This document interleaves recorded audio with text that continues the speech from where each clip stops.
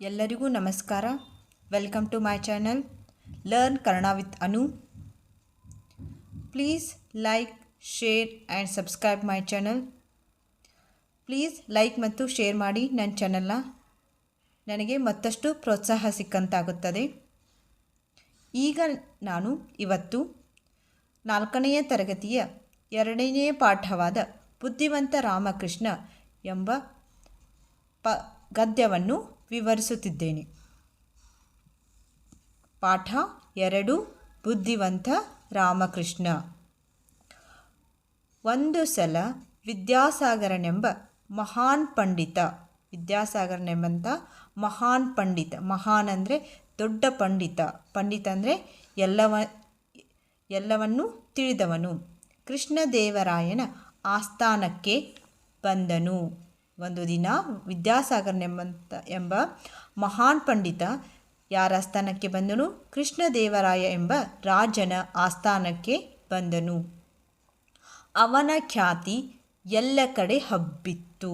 ಅವನ ಖ್ಯಾತಿ ಅಂದರೆ ಹೆಸರು. ಅವನ ಖ್ಯಾತಿ ಎಲ್ಲ ಕಡೆ ಹಬ್ಬಿತ್ತು ಅಂದರೆ ಅವನು ಎಲ್ಲ ಕಡೆ ತುಂಬ ಫೇಮಸ್ ಆಗಿದ್ದ. ಇದರಿಂದ ಅವನ ಪಾಂಡಿತ್ಯದಿಂದ.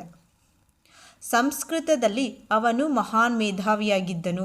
ಸಂಸ್ಕೃತ ಇದು ಒಂದು ವಿಷಯ. ಸಂಸ್ಕೃತ ಎಂಬ ವಿಷಯದಲ್ಲಿ ಅವನು ಮಹಾನ್ ಮೇಧಾವಿಯಾಗಿದ್ದನು ಅಂದರೆ ಸಂಸ್ಕೃತ ವಿಷಯದ ಬಗ್ಗೆ ಅವನಿಗೆ ಎಲ್ಲವನ್ನೂ ತಿಳಿದವನಾಗಿದ್ದನು.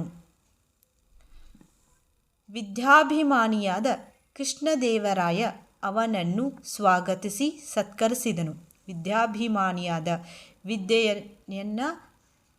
ವಿದ್ಯೆಯನ್ನು ಹೊಂದಿದವರನ್ನು ಅಭಿಮಾನದಿಂದ ಕಾಣುತ್ತಿರುವನು ಕೃಷ್ಣದೇವರಾಯ.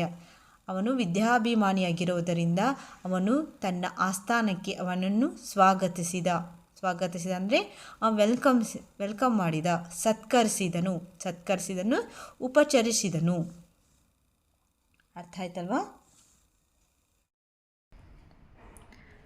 ಮಹಾಪ್ರಭು, ನಾನು ನಿಮ್ಮ ಆಸ್ಥಾನದ ಪಂಡಿತರೊಡನೆ ವಾದ ಮಾಡಲು ಬಂದಿದ್ದೇನೆ.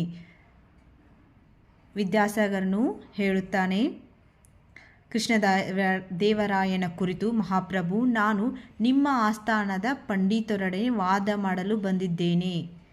ನಾನು ನಿಮ್ಮ ಆಸ್ಥಾನದಲ್ಲಿರುವಂಥ ಪಂಡಿತರೊಡನೆ ಅಂದರೆ ಎಕ್ಸ್ಪರ್ಟ್ಸ್ ನೊಡನೆ ವಾದ ಅಂದರೆ ಆರ್ಗ್ಯೂ ಮಾಡಲು ಬಂದಿದ್ದೇನೆ ಎಂದನು ವಿದ್ಯಾಸಾಗರ ಹೇಳಿದ. ಕೃಷ್ಣದೇವರಾಯ ಅದಕ್ಕೊಪ್ಪಿ ತನ್ನ ಆಸ್ಥಾನದ ಪಂಡಿತರ ಕಡೆ ನೋಡಿದ. ಕೃಷ್ಣದೇವರಾಯ ಅದಕ್ಕೆ ಒಪ್ಪಿದ. ಹಿ ಅಗ್ರೀಡ್.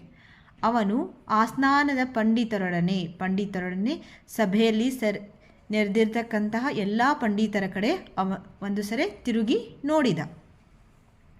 ಅವರಾರು ವಾದ ಮಾಡಲು ಆಸಕ್ತಿ ತೋರಿಸಲಿಲ್ಲ. ಅವರ್ಯಾರೂ ವಾದ ಮಾಡಲು, ಆರ್ಗ್ಯೂ ಮಾಡಲು ಅವರ ಜೊತೆ ಆಸಕ್ತಿಯನ್ನು ತೋರಿಸಲಿಲ್ಲ, ಇಂಟ್ರೆಸ್ಟ್ ತೋರಿಸಲಿಲ್ಲ. ಅವರಾರೂ ಅವನ ಜೊತೆ ವಾದ ಮಾಡಲು ಇಂಟ್ರೆಸ್ಟ್ ತೋರಿಸಲಿಲ್ಲ.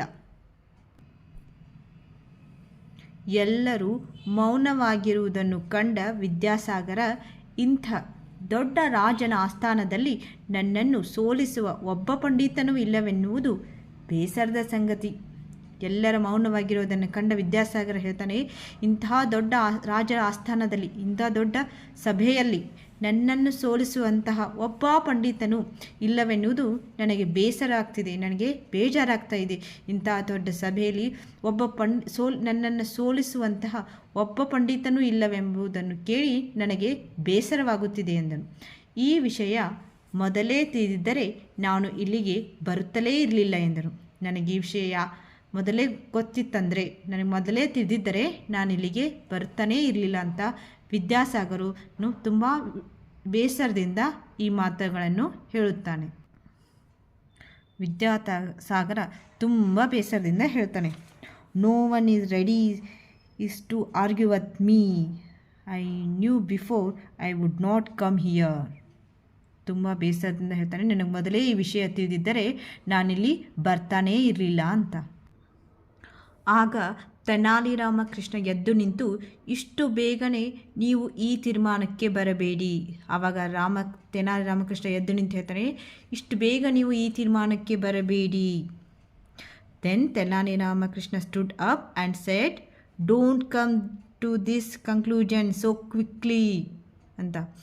ಆವಾಗ ವಿದ್ಯಾಸಾಗರ ಅವನತ್ತ ನೋಡಿ, ನೀವು ಯಾರು ಎಂದು ಕೇಳಿದನು. ವಿದ್ಯಾಸಾಗರ ಅವರ ಹತ್ರ ಆವಾಗ ತಿರುಗಿ ನೋಡ್ತಾನೆ, ನೋಡಿ ನೀವು ಯಾರು, ಹೂ ಆರ್ ಯು ಎಂದು ಕೇಳಿದನು. ನಾನು ಒಂದೆರಡು ಗ್ರಂಥಗಳನ್ನು ಬರೆದಿದ್ದೇನೆ. ಅವನು ಹೇಳ್ತಾನೆ, ನಾನು ಕೆಲವು ಗ್ರಂಥಗಳನ್ನು ಬರೆದಿದ್ದೇನೆ, ನಾನು ಕೆಲವು ಪುಸ್ತಕಗಳನ್ನು ಬರೆದಿದ್ದೇನೆ. I have written some couple of books. ನನ್ನನ್ನು ತೆನಾಲಿ ರಾಮಕೃಷ್ಣ ಎಂದು ಕರೆಯುತ್ತಾರೆ, ನನ್ನನ್ನು ತೆನಾಲಿ ರಾಮಕೃಷ್ಣ ಎನ್ನುತ್ತಾರೆ ಎಂದನು. ನನ್ನನ್ನು my name is Tenali Ramakrishna ಎಂದ ರಾಮಕೃಷ್ಣ ಹೇಳಿ ತನ್ನ ಪರಿಚಯವನ್ನು ಮಾಡಿಕೊಟ್ಟನು. ಆಗ ವಿದ್ಯಾಸಾಗರನ ಮುಖ ಅರಳಿತು. ವಿದ್ಯಾಸಾಗರನ ಮುಖ ಸ್ವಲ್ಪ ಅರಳಿತು. ಯಾರಾದರೂ ಒಬ್ಬರು ಇದ್ದಾರಲ್ಲ ನನ್ನ ಜೊತೆ ವಾದ ಮಾಡೋದಕ್ಕೆ ಅಂತ ಅವನ ಮುಖ ಆವಾಗ ಸ್ವಲ್ಪ ಅರಳಿತು. ಹೌದೇನು, ನಾನು ನಿಮ್ಮ ಬುದ್ಧಿವಂತಿಕೆ ಬಗ್ಗೆ ಕೇಳಿದ್ದೇನೆ. ಅವನು ಹೇಳ್ತಾನೆ, ಓ ಹೌದೇನು, ನೀನೇ ರಾಮಕೃಷ್ಣನೇನು, ನಾನು ನಿಮ್ಮ ಬುದ್ಧಿವಂತಿಕೆ ಬಗ್ಗೆ ಕೇಳಿದ್ದೇನೆ. ಆದರೆ ಬುದ್ಧಿ ಚಾತುರ್ಯಕ್ಕಿಂತ ಮುಖ್ಯವಾಗಿ ಆಳವಾದ ಅಧ್ಯಯನ ಮಾಡಿದವರು ಮಾತ್ರ ನನ್ನೊಂದಿಗೆ ವಾದ ಮಾಡಲು ಸಾಧ್ಯ ಎಂದನು. ಆವಾಗ ವಿದ್ಯಾಸಾಗರ ಹೇಳ್ತಾನೆ, ನಾನು ನಿಮ್ಮ ಬುದ್ಧಿವಂತಿಕೆ ಬಗ್ಗೆ ಕೇಳಿದ್ದೇನೆ, ಆದರೆ ನನ್ನ ಜೊತೆ ವಾದ ಮಾಡಬೇಕಾದ್ರೆ ಆಳವಾದ ಜ್ಞಾನವನ್ನು ಹೊಂದಿರಬೇಕು, ಅಂದರೆ ಡೀಪ್ ನಾಲೆಡ್ಜ್ ಹೊಂದಿರಬೇಕು, ತುಂಬ ನಾಲೆಡ್ಜ್ ಇರಬೇಕು. ಬುದ್ಧಿ ಚಾತುರ್ಯದಿಂದ ನನ್ನನ್ನು ಗೆಲ್ಲಕ್ಕಾಗಲ್ಲ. ನನ್ನನ್ನು ಜೊತೆ ವಾದ ಮಾಡಬೇಕಂದ್ರೆ ಒಳ್ಳೆಯ ನಾಲೆಡ್ಜ್ ಇರಬೇಕು, ಒಳ್ಳೆಯ ಅಧ್ಯಯನದ ತಿಳುವಳಿಕೆ ಇರಬೇಕು ಅಂತ ವಿದ್ಯಾಸಾಗರನು ಹೇಳ್ತಾನೆ. ವಿದ್ಯಾಸಾಗರ ಹೇಳ್ತಾನೆ, I have heard of your wisdom, but only those who have studied deeply can argue with me more than intelligence ಅಂತ ವಿದ್ಯಾಸಾಗರ ಹೇಳ್ತಾನೆ. ಅದು ನನಗೂ ತಿಳಿದಿದೆ. ರಾಮಕೃಷ್ಣ ಹೇಳ್ತಾನೆ, ಅದು ಐ ನೋ ದ್ಯಾಟ್ ಟು. ನೀವು ಯಾವ ಗ್ರಂಥದ ಮೇಲೆ ವಾದ ಮಾಡುತ್ತೀರಿ ಅಂತ ಕೇಳ್ತಾನೆ. ನೀವು ಯಾವ ಗ್ರಂಥದ ಮೇಲೆ ಆರ್ಗ್ಯೂ ಮಾಡೋಕ್ಕೆ ಬಂದಿದ್ದೀರಿ, ನೀವು ಯಾವ ಗ್ರಂಥದ ಮೇಲೆ ವಾದ ಮಾಡುತ್ತೀರಿ ಅಂತ ಕೇಳ್ತಾನೆ. On which book are you going to argue ಎಂದು ರಾಮಕೃಷ್ಣ ಅವನನ್ನು ಪ್ರಶ್ನಿಸಿದ. ಇದಕ್ಕೆ ವಿದ್ಯಾಸಾಗರ, ನಿಮಗೆ ಇಷ್ಟವಾದ ಯಾವುದೇ ಸಂಸ್ಕೃತ ಗ್ರಂಥವಾಗಬಹುದು ಎಂದನು. ಅದಕ್ಕೆ ವಿದ್ಯಾಸಾಗರ ಹೇಳ್ತಾನೆ, ನಿಮಗೆ ಇಷ್ಟವಾದಂತಹ ಯಾವುದಾದರೂ ಒಂದು ಸಂಸ್ಕೃತವಾದ ಗ್ರಂಥ, as you are like any ಸಂಸ್ಕೃತವಾದಂಥ ಗ್ರಂಥವನ್ನು ನೀನು ಆರಿಸ್ಕೋಬಹುದು, ನಿನಗಿಷ್ಟವಾದಂಥದ್ದಂತ ವಿದ್ಯಾಸಾಗರ ಹೇಳ್ತಾನೆ. ಹಾಗಾದರೆ ನಾಳೆ ಸಂಜೆ ಇದೇ ಹೊತ್ತಿಗೆ ನಿಮ್ಮೊಂದಿಗೆ ವಾದ ಮಾಡಲು ಸಿದ್ಧನಾಗಿ ಬರುತ್ತೇನೆ. ಹಾಗಾದರೆ ನಾನು ಏನು ಮಾಡ್ತೀನಿ ಅಂದರೆ, ಇದೇ ಟೈಮ್ಗೆ, ಇದೇ ಹೊತ್ತಿನಲ್ಲಿ, ಇದೇ ಟೈಮ್ಗೆ ನಾಳೆ ಸಂಜೆ ಹೊತ್ತು ನಿಮ್ಮೊಂದಿಗೆ ನಾನು ರೆಡಿಯಾಗಿ ಬರ್ತೀನಿ, ನಾನು ವಾದ ಮಾಡಲು ಸಿದ್ಧನಾಗಿ ಬರುತ್ತೇನೆ ಅಂತ ರಾಮಕೃಷ್ಣನು ವಿದ್ಯಾಸಾಗರನಿಗೆ ಹೇಳಿದನು. So then tomorrow evening at this time I will come ready to argue with you ಎಂದು ರಾಮಕೃಷ್ಣ ಹೇಳಿದ. ನೆಕ್ಸ್ಟ್ ಡೇ, ಮಾರನೆಯ ದಿನ ಏನಾಗುತ್ತೆ ನೋಡೋಣ.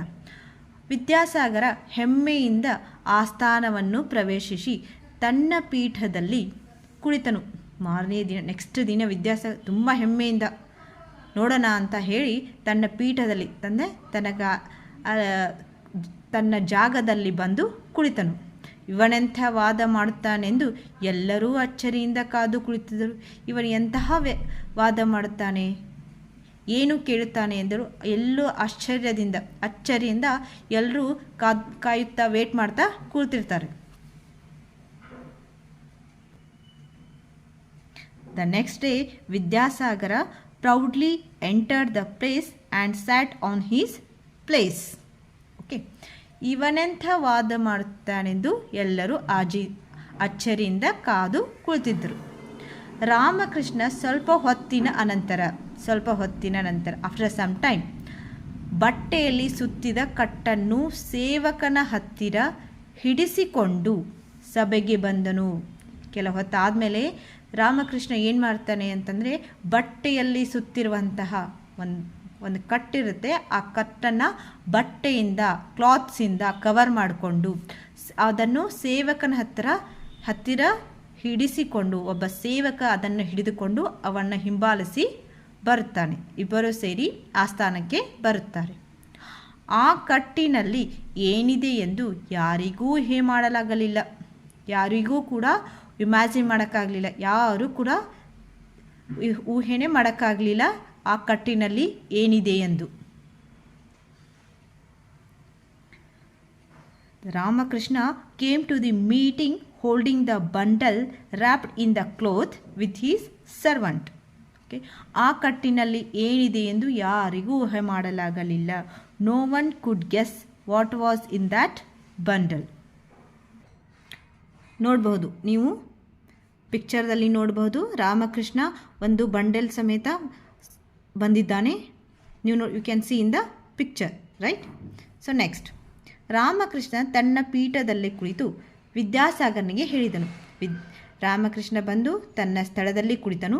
ನಂತರ ವಿದ್ಯಾಸಾಗರಿಗೆ ಹೀಗೆ ಹೇಳುತ್ತಾನೆ, ನಾನು ಸಿದ್ಧನಾಗಿದ್ದೇನೆ ಸ್ವಾಮಿ, ಐ ಆಮ್ ರೆಡಿ, ನಾನು ಸಿದ್ಧನಾಗಿದ್ದೇನೆ ಸ್ವಾಮಿ, ನಾನು ಸಿದ್ಧ, ಪ್ರಾರಂಭಿಸೋಣ ಎಂದನು ವಿದ್ಯಾಸಾಗರ. ವಿದ್ಯಾಸಾಗರ ನಾನು ಕೂಡ ಸಿದ್ಧ, ಹಾಗಾದರೆ ಪ್ರಾರಂಭಿಸೋಣ. ವಿದ್ಯಾಸಾಗರ ಹೇಳ್ತಾನೆ, ನಾನು ಕೂಡ ಸಿದ್ಧ ಅಂತ, ಹಾಗಾದರೆ ಪ್ರಾರಂಭಿಸೋಣ. Let's begin. ವಾದಕ್ಕೆ ಯಾವುದೇ ಗ್ರಂಥವನ್ನು ನಾನು ಆರಿಸಿಕೊಳ್ಳಬಹುದೆಂದು ತಾವು ಹೇಳಿದ್ದೀರಿ ಎಂದನು. ರಾಮಕೃಷ್ಣ ಹೇಳ್ತಾನೆ, ನೀವು ಮೊದಲೇ ಹೇಳಿದ್ರಿ ನಾನು ಯಾವುದಾದರೂ ಗ್ರಂಥವನ್ನು ಆರಿಸಿಕೊಳ್ಬೋದು, ವಾದಕ್ಕೆ ನನಗೆ ಇಷ್ಟವಾದಂಥ ಯಾವುದಾದರೂ ಗ್ರಂಥವನ್ನು ಆರಿಸಿಕೊಳ್ಳಬಹುದೆಂದು ನೀವು ಮೊದಲೇ ಹೇಳಿದ್ದೀರಿ ಅಂತ ರಾಮಕೃಷ್ಣ ಮತ್ತೊಮ್ಮೆ ವಿದ್ಯಾಸಾಗರನಿಗೆ ನೆನಪಿಸ್ಕೊಡ್ತಾನೆ. ಆಯ್ತಲ್ವಾ? ಆವಾಗ ಇದಕ್ಕೆ ವಿದ್ಯಾಸಾಗರ ಹೌದು, ಯಾವುದನ್ನು ಬೇಕಾದರೂ ಆರಿಸಿಕೊಳ್ಳಿ ಎಂದನು. ಅದಕ್ಕೆ ವಿದ್ಯಾಸಾಗರ ಹೇಳ್ತಾನೆ, ಆಯಿತು, ನೀವು ಯಾವುದು ಬೇಕಾದರೂ ಆರಿಸ್ಕೊಳ್ಳಿ, ನನಗೇನು ಅದರ ಅಭ್ಯಂತರವಿಲ್ಲ, ನಿಮ್ಗೆ ಯಾವುದು ಬೇಕೋ ಅದನ್ನು ಆ್ಯಸ್ ಯುವರ್ ವಿಶ್, ನೀವು ಯಾವುದು ಬೇಕೋ ಅದನ್ನು ಆರಿಸ್ಕೊಳ್ಳಿ ಅಂತ ವಿದ್ಯಾಸಾಗರ ಹೇಳಿದನು. ಅದಕ್ಕೆ ರಾಮಕೃಷ್ಣ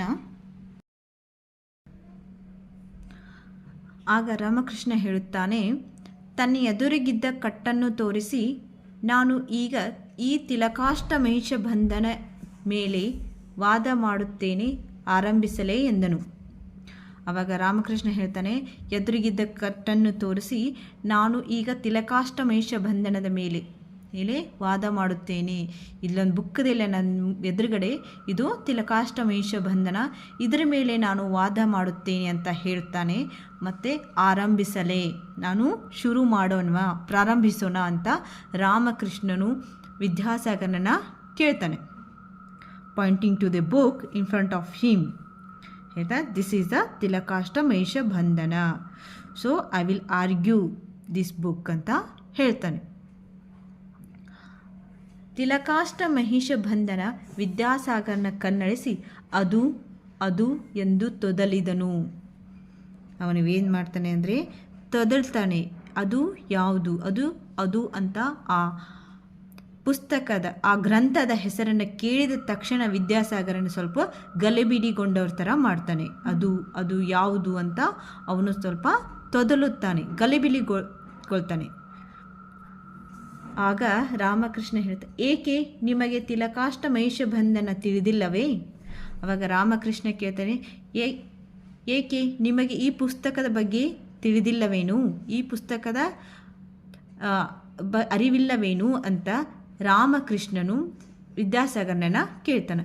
ಇದು ನಮ್ಮೂರಿನಲ್ಲಿ ದನ ಕಾಯುವ ಹುಡುಗನಿಗೂ ಗೊತ್ತು ಎಂದು ಹೆಮ್ಮೆಯಿಂದ ರಾಮಕೃಷ್ಣನು ಹೇಳಿದನು.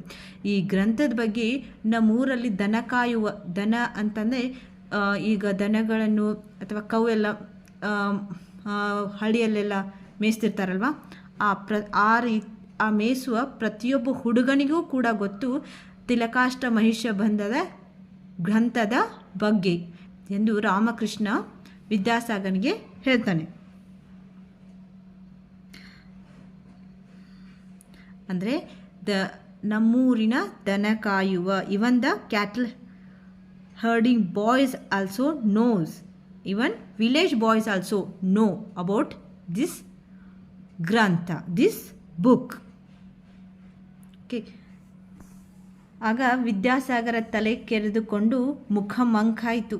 ಆಗ ವಿದ್ಯಾಸಾಗರದ ತಲೆ ಕೆರೆಕೊಂಡು ಸ್ಕ್ಯಾಚ್ಡ್ ಹೀಸ್ ಹೆಡ್. ಓಕೆ, ಅವನ ಮುಖ ಮಂಕಾಯಿತು. ಮುಖ ಏನಾಯಿತು? ಮಂಕಾಯಿತು, ಡಲ್ಲಾಯಿತು. ಎಷ್ಟು ಯೋಚಿಸಿದರೂ ತಿಲಕಾಷ್ಟ ಮಹಿಷ ಬಂಧನದ ಗ್ರಂಥ ಅವನಿಗೆ ನೆನಪಿಗೆ ಬರಲೇ ಇಲ್ಲ. ಎಷ್ಟು ವಿಚಾರಿಸಿದರೂ, ಎಷ್ಟೇ ಥಿಂಕ್ ಮಾಡಿದರೂ ಕೂಡ ಅವನಿಗೆ ಆ ಪುಸ್ತಕದ ನೆನಪು ಬರಲೇ ಇಲ್ಲ. ಇದೊಂದು ಹೇಗೆ ನನ್ನ ಕಣ್ಣು ತಪ್ಪಿಸಿಕೊಂಡಿತು ಎಂದು ಅವನು ಪೇಚಾಡಿದ.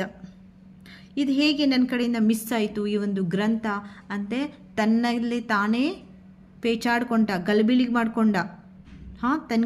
ಹೇಗೆ ಈ ಒಂದು ಗ್ರಂಥ ನನ್ನ ಕಣ್ಣಿಂದ ಮಿಸ್ ಆಯಿತು, ನಾನು ಹೇಗೆ ಇದನ್ನು ಮಿಸ್ ಮಾಡಿಕೊಂಡೆ ಅಂಥೇಳಿ ತನ್ನೊಳಗೆ ತಾನು ಗೊಂದಲವನ್ನು ಉಂಟು ಮಾಡಿಕೊಂಡ. ಪೇಚಾಡಿಕೊಂಡ ಅಂತಂದರೆ ಗೊಂದಲ ಉಂಟಾಯಿತು ಅವನಿಗೆ. ಆಗ ಮಹಾಪ್ರಭು, ಏಕೋ ನನ್ನ ದೇಹಾರೋಗ್ಯ ಸರಿಯಿಲ್ಲ. ಮಹಾಪ್ರಭು ಮಹಾರಾಜ ಕೃಷ್ಣದೇವರಾಯ, ಏಕೋ ನನ್ನ ದೇಹಾರೋಗ್ಯ ಸರಿಯಿಲ್ಲ. ಅಂದರೆ ದೇಹಾರೋಗ್ಯ ಅಂದರೆ ನನಗೆ ಹುಷಾರಿಲ್ಲ, ನನಗೆ I am not feeling well, ನನಗೆ ಹುಷಾರಿಲ್ಲ. ವಾದವನ್ನು ನಾಳೆ ಆರಂಭಿಸಲು ಅಪ್ಪಣೆ ಕೊಡಿ. ವಾದವನ್ನು ನಾವು ನಾಳೆ ಪ್ರಾರಂಭಿಸೋದಕ್ಕೆ ನೀವು ನನಗೆ ಅಪ್ಪಣೆ ಕೊಡಿ, ಒಪ್ಪಿಗೆ ಕೊಡಿ. ನನಗಿವತ್ತು ಹುಷಾರಿಲ್ಲ, ನಾಳೆ ನಾವು ಇದನ್ನು ಮುಂದುವರಿಸೋದಕ್ಕೆ ನನಗೆ ಒಪ್ಪಿಗೆ ಕೊಡಿ ಅಂತ ವಿದ್ಯಾಸಾಗರನು ಮಹಾರಾಜನನ್ನು ಬೇಡಿಕೊಂಡನು. ವಿದ್ಯಾಸಾಗರ ಬೇಡಿಕೊಂಡನು ಅಂದರೆ begged. He begged to the maharaja Krishnadevaraya. Okay, ಆಗಬಹುದು ರಾಜ ಅಪ್ಪಣೆ ಕೊಟ್ಟನು. ರಾಜ ಕೃಷ್ಣದೇವರಾಯನು ಇದಕ್ಕೆ ಆಗಬಹುದು, ಒಪ್ಪಿಗೆ, ಎಸ್ ಅಂಥೇಳಿ ಅಪ್ಪಣೆ ಕೊಟ್ಟನು. ತಕ್ಷಣ ವಿದ್ಯಾಸಾಗರನ ಜಾಗ ಖಾಲಿ ಮಾಡಿದನು. ತಕ್ಷಣ ಅಲ್ಲಿಂದ ಹೊರಟುಬಿಟ್ಟ. ಜಾಗ ಖಾಲಿ ಮಾಡಿದನು ಅಂದರೆ ತಕ್ಷಣವೇ ಅವನು ಅಲ್ಲಿಂದ ಹೊರಟುಬಿಟ್ರು. ರಾಮಕೃಷ್ಣನು ಏನೂ ಮಾತನಾಡದೆ ಮನೆಗೆ ಹೋದನು. ರಾಮಕೃಷ್ಣ ಕೂಡ ಏನೂ ಮಾತನಾಡಲಿಲ್ಲ. ಅವನು ಕೂಡ ಏನೂ ಮಾತಾಡಲಿಲ್ಲ. ಅವನು ಕೂಡ ಮನೆಗೆ ಹೊರಟು ಹೋದ. Ramakrishna also went to home without saying anything. ಅರ್ಥ ಆಯ್ತಲ್ವಾ? ಮುಂದೆ ಮರುದಿನ ಅದೇ ಸಮಯಕ್ಕೆ ಅದೇ ಕಟ್ಟನ್ನು ತೆಗೆದುಕೊಂಡು ರಾಮಕೃಷ್ಣ ಗಂಭೀರವಾಗಿ ಸಭೆಗೆ ಬಂದನು. ಮರುದಿನ ಅಂದರೆ ನೆಕ್ಸ್ಟ್ ಡೇ, ಅದೇ ಸಮಯದ ಸೇಮ್ ಟೈಮ್ ಅದೇ ಕಟ್ಟನ್ನು ತೆಗೆದುಕೊಂಡು ರಾಮಕೃಷ್ಣ ಅದೇ ಸಮಯಕ್ಕೆ ಮತ್ತೆ ಆಸ್ಥಾನಕ್ಕೆ ಬಂದನು. ಆದರೆ ಬಹಳ ಹೊತ್ತಾದರೂ ವಿದ್ಯಾಸಾಗರ ಬರಲೇ ಇಲ್ಲ. ಎಷ್ಟೇ ಟೈಮ್ ವೇಟ್ ಮಾಡಿದರೂ ಕೂಡ ವಿದ್ಯಾಸಾಗರ ಆಸ್ಥಾನಕ್ಕೆ ಬರಲೇ ಇಲ್ಲ. ತುಂಬ ಹೊತ್ತದವರೆಗೂ ರಾಮಕೃಷ್ಣ ಮತ್ತು ಎಲ್ಲ ಸಭಿಕರು ಕಾಯ್ತಿದ್ರು. ಆದರೆ ವಿದ್ಯಾಸಾಗರ ಆಸ್ಥಾನಕ್ಕೆ ಬರಲೇ ಇಲ್ಲ. ಅವನನ್ನು ಕರೆತರಲು ಆಳುಗಳು ಹೋದರು. ಅವನನ್ನು ಕರ್ಕೊಂಡು ಬರೋದಕ್ಕೆ ಸೇವಕರು ಅವನನ್ನು ಕರೆತರಲು ಅವನ ಮನೆಗೆ ಹೋದರು. ಆದರೆ ವಿದ್ಯಾಸಾಗರ ರಾತ್ರೋರಾತ್ರಿ ಅಲ್ಲಿಂದ ಪಲಾಯನ ಮಾಡಿರುವ ವಿಷಯ ತಿಳಿಯಿತು. ಆದರೆ ವಿದ್ಯಾಸಾಗರ ಅಲ್ಲಿಂದ ಆಲ್ರೆಡಿ ರಾತ್ರಿಯೇ ಅವನು ತನ್ನ ಊರಿಗೆ ಹೋಗಿದ್ದ ಎಂಬ ವಿಷಯವನ್ನು ತಿಳಿಯಿತು. ಅಂದರೆ ರಾತ್ರಿ ಹೊತ್ತೇ ತನ್ನ ಊರಿಗೆ ತಾನು ಮರಳಿದ ವಿಷಯವನ್ನು ತಿಳಿದುಕೊಂಡು ಬಂದು ಸೇವಕರು ಹೇಳಿದರು. ಇಡೀ ಸಭೆ ರಾಮಕೃಷ್ಣನಿಗೆ ಜೈಕಾರ ಹಾಕಿತು. ಇಡೀ ಸಭೆ ಸಭೆಯಲ್ಲಿ ನೆರೆದಿರೋ ಪ್ರತಿಯೊಬ್ಬರೂ ಕೂಡ ರಾಮಕೃಷ್ಣನಿಗೆ ಜಯಕಾರ ಹಾಕಿದರು ಮೀನ್ಸ್ ಅವನ್ನ ಪ್ರೇಸ್ಡ್, ಅವನನ್ನು ಹೊಗಳಿದ್ರು ಅಂತ. ಜೈಕಾರ ಹಾಕಿದರು, ಹೊಗಳಿದ್ರು. ನಿನ್ನಿಂದ ನನ್ನ ಆಸ್ಥಾನದ ಮರ್ಯಾದೆ ಉಳಿಯಿತು. ನಾನು ತಿಲಕಾಷ್ಟ ಮಹಿಷ ಬಂಧನ ಎಂಬ ಗ್ರಂಥವನ್ನು ಕೇಳೇ ಇಲ್ಲ. ಎಲ್ಲಿ ಅದನ್ನು ಕೊಡು ನೋಡೋಣ ಎಂದು ಕೃಷ್ಣದೇವರಾಯನು ಮೆಚ್ಚುಗೆಯಿಂದ ನುಡಿದನು. ಸೊ ನಿನ್ನಿಂದ ನನ್ನ ಆಸ್ಥಾನದ ಮರ್ಯಾದೆ ಉಳಿತು. ನಿನ್ನ ಸಲುವಾಗಿ ಇವತ್ತು ನಿನ್ನಿಂದ ಆಸ್ಥಾನದ ಮರ್ಯಾದೆ ಉಳಿಯಿತು. You have saved the dignity of my court. ನಾನು ತಿಲಕಾಷ್ಟ ಮಹಿಷ ಬಂಧನ ಎಂಬ ಗ್ರಂಥವನ್ನು ಕೇಳೇ ಇಲ್ಲ. ರಾಜರು ಹೇಳ್ತಾರೆ, ನಾನು ಇದುವರೆಗೆ ಕೃಷ್ಣ ತಿಲಕಾಷ್ಟ ಮಹಿಷ ಬಂಧನ ಎಂಬ ಗ್ರಂಥವನ್ನು ಕೇಳೇ ಇಲ್ಲ. ಎಲ್ಲಿ ಅದನ್ನು ಕೊಡು ಎಲ್ಲಿ ಕೃಷ್ಣದೇವರಾಯ ಹೇಳ್ತಾರೆ, ಕೊಡು ಅದನ್ನು ನೋಡೋಣ ಎಲ್ಲಿದೆ, ನಾನೂ ಕೂಡ ಈ ಗ್ರಂಥದ ಬಗ್ಗೆ ಕೇಳೇ ಇಲ್ಲ ಎಂದು ಮೆಚ್ಚುಗೆಯ ಮಾತುಗಳನ್ನು ಆಡುತ್ತಾ ಕೃಷ್ಣದೇವರಾಯನಿಗೆ ಹೇಳ್ತಾರೆ. ಆಗ ರಾಮಕೃಷ್ಣನು ಕಟ್ಟನ್ನು ಬಿಚ್ಚಿದನು. ರಾಮಕೃಷ್ಣ ಒಂದು ಕಟ್ಟಿರುತ್ತೆ, ಅದು ಬಟ್ಟೆಯಿಂದ ಕವರಾಗಿ ಅದನ್ನು ಕಟ್ಟಲಾಗಿರುತ್ತೆ ಅಲ್ವಾ. ಆ ಕಟ್ಟನ್ನು ನಿಧಾನವಾಗಿ ರಾಮಕೃಷ್ಣನು ಬಿಚ್ಚಿದನು. ಅದರಲ್ಲಿ ಒಂದಷ್ಟು ಕಟ್ಟಿಗೆಗಳನ್ನು ಒಂದು ಹಗ್ಗದಿಂದ ಕಟ್ಟಲಾಗಿತ್ತು. ರಾಜ ಆಶ್ಚರ್ಯದಿಂದ ಇದೇನಿದು ಎಂದನು. ಅದರಲ್ಲಿ ಕೆಲವು ಕಟ್ಟಿಗೆಗಳನ್ನು ಒಂದು ಹಗ್ಗದಿಂದ ಕಟ್ಟಲಾಗಿತ್ತು. ಆಗ ರಾಜ ಆಶ್ಚರ್ಯದಿಂದ ವೆರಿ ಸರ್ಪ್ರೈಸ್, ಇದೇನಿದು ಎಂದು ವಾಟ್ ಇಸ್ ದಿಸ್ ಎಂದು ಕೇಳಿದ. ಆವಾಗ ರಾಮಕೃಷ್ಣ ಹೇಳ್ತಾನೆ, ಆಗ ರಾಮಕೃಷ್ಣ ಇದು ಎಳ್ಳಿನ ಕಡ್ಡಿಗಳು. ಆವಾಗ ರಾಮಕೃಷ್ಣ ಹೇಳ್ತಾನೆ, ದೀಸ್ ಆರ್ ದಿ ಸೀಸಮ್ ಸ್ಟೇಕ್ಸ್. ಇದು ಎಳ್ಳಿನ ಕಡ್ಡಿಗಳು ಅಂದರೆ ತಿಲಕಾಷ್ಟ. ಇದು ಎಮ್ಮೆ ಕಟ್ಟುವ ಹಗ್ಗ. ದಿಸ್ ರೋಪ್, ಇದೇನು ಹಗ್ಗ ಇದೆಯಲ್ಲ, ಈ ಹಗ್ಗ, this rope is that bind to the buffaloes. ಇದನ್ನು ಎಮ್ಮೆ ಕಟ್ಟಲು ಉಪಯೋಗಿಸುವ ಹಗ್ಗ ಅಂದರೆ ಮಹಿಷ ಬಂಧನ. ಅದೇ ತಿಲಕಾಷ್ಟ ಬಂಧನ, ದ್ಯಾಟ್ ಈಸ್ ದ ತಿಲಕಾಷ್ಟ ಬಂಧನ. ಇದ್ಯಾವುದು ಮಹಾಗ್ರಂಥವಿರಬೇಕೆಂದು ಹೆದರಿ ಪಾಪ ವಿದ್ಯಾಸಾಗರ ಓಡಿ ಹೋದನು ಎಂದನು. ರಾಮಕೃಷ್ಣ ಅದನ್ನು ಕಟ್ಟನ್ನು ಬಿಡಿಸಿದಾಗ ಅಲ್ಲಿ ಕೆಲವೊಂದು ಕಡ್ಡಿಗಳಿದ್ದವು. ಆ ಕಡ್ಡಿಗಳು ಎಳ್ಳಿನ ಕಡ್ಡಿಗಳಾಗಿದ್ದವು, ಅಂದರೆ ಅದೇ ತಿಲಕಾಷ್ಟ. ಅಲ್ಲಿ ಒಂದು ಹಗ್ಗದಿಂದ ಅದನ್ನು ಕಟ್ಟಲಾಗಿತ್ತು. ಆ ಹಗ್ಗ ಯಾವುದಕ್ಕೆ ಯೂಸ್ ಮಾಡ್ತಿದ್ರು ಅಂದರೆ ಎಮ್ಮೆ ಕಟ್ಟುವ ಹಗ್ಗ ಅಂದರೆ ಮಹಿಷ ಬಂಧನ. ಇದು ಎರಡೂ ಸೇರಿ ತಿಲಕಾಷ್ಟ ಮಹಿಷ ಬಂಧನ ಎಂಬ ಗ್ರಂಥವಾಯಿತು. ಇದ್ಯಾವುದೂ ಗ್ರಂಥವಿರಬೇಕೆಂದು ತಿಳಿದುಕೊಂಡು ವಿದ್ಯಾಸಾಗರ ಓಡಿ ಹೋದ. ಇದ್ಯಾವುದೋ ಒಂದು ದೊಡ್ಡ ಮಹಾನ್ ಗ್ರಂಥ ಇರಬೇಕೆಂದು ತಿಳಿದುಕೊಂಡು ವಿದ್ಯಾಸಾಗರ ಅಲ್ಲಿಂದ ಓಡಿ ಹೋದ ಎಂದನು. ಎಲ್ಲರೂ ನಗು ಬಹಳ ಹೊತ್ತು ಸಭಾಸ್ಥಾನವನ್ನು ತುಂಬಿತ್ತು. ಎಲ್ಲರ ನಗು ಬಹಳ ಹೊತ್ತದವರೆಗೆ, ತುಂಬ ಹೊತ್ತು ಸಭಾಸ್ಥಾನವನ್ನು ತುಂಬಿತ್ತು. ರಾಮಕೃಷ್ಣ ಬುದ್ಧಿವಂತಿಕೆಯನ್ನು ಮೆಚ್ಚಿದ ಕೃಷ್ಣದೇವರಾಯ ಅವನನ್ನು ಸನ್ಮಾನಿಸಿದನು. ರಾಮಕೃಷ್ಣನ ಬುದ್ಧಿವಂತಿಕೆಯನ್ನು ಮೆಚ್ಚಿದ ಕೃಷ್ಣದೇವರಾಯ ಏನು ಮಾಡ್ತಂದರೆ ಅವನ ಬುದ್ಧಿವಂತಿಕೆಯನ್ನು ಮೆಚ್ಚಿ, ಅವನ ಬುದ್ಧಿವಂತಿಕೆ ಯಾವ ರೀತಿ ಅವನು ಈ ಒಂದು ವಿಷಯವನ್ನು ಯಾವ ರೀತಿ ಅವನು ಬಗೆಹರಿಸಿದ ಎಂದು ತಿಳಿದು ಅವನ ಬುದ್ಧಿವಂತಿಕೆಯನ್ನು ಮೆಚ್ಚಿಸಿ ಅವನನ್ನು ಗೌರವಿಸಿದನು, ಸನ್ಮಾನಿಸಿದನು. ವಿದ್ಯೆ ವಿನಯವನ್ನು ಕಲಿಸುತ್ತದೆ, ಬುದ್ಧಿ ವಿವೇಕವನ್ನು ಕಲಿಸುತ್ತದೆ. ವಿದ್ಯೆ ವಿನಯ ಅಂದರೆ ಯಾವ ವ್ಯಕ್ತಿಗೆ ವಿದ್ಯೆಯನ್ನು ಇರ್ತದೆ ಅವನಲ್ಲಿ ವಿನಯ ಇದ್ದೇ ಇರುತ್ತದೆ. ಬುದ್ಧಿ ವಿವೇಕವನ್ನು ಕಲಿಸುತ್ತದೆ. ವಿವೇಕ ಅಂದರೆ ಚಾತುರ್ಯ. ವಿವೇಕವನ್ನು, ಬುದ್ಧಿ ಅನ್ನೋದು ಮನುಷ್ಯನಿಗೆ ಚಾತುರ್ಯವನ್ನು ಕಲಿಸುತ್ತದೆ. ನಿಮಗೆ ಈ ಪಾಠವು ಅರ್ಥವಾಗಿದೆ ಎಂದು ತಿಳಿಯುತ್ತೇನೆ. I hope you understood this lesson. Please like, share and subscribe my channel. ಎಲ್ಲರಿಗೂ ನನ್ನ ಧನ್ಯವಾದಗಳು. Thank you.